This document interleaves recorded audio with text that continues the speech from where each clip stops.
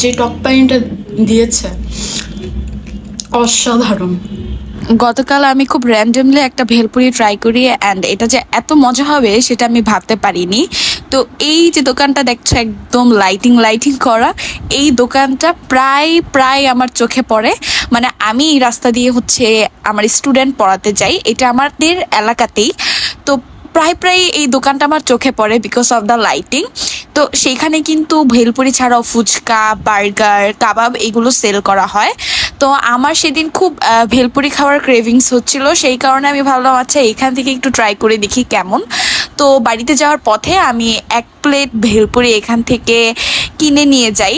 এই দোকানটাতে আমি দেখি যে অনেক রাশ থাকে, অনেক মানুষ এখানে বসে খায়। যদিও এই দোকানটা খুব নতুন, কিছুদিন হলো এটা দিয়েছে, কিন্তু স্টিল এই দোকানের কাস্টমার অনেক। সেই কারণে আমি ভাবলাম যে এই দোকান থেকে আজকে ভেলপুরি ট্রাই করে দেখি কেমন টেস্ট।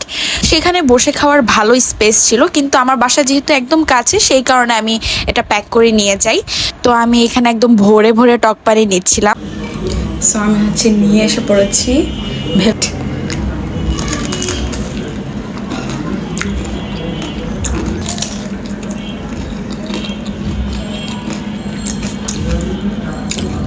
যে টক পানিটা দিয়েছে অসাধারণ।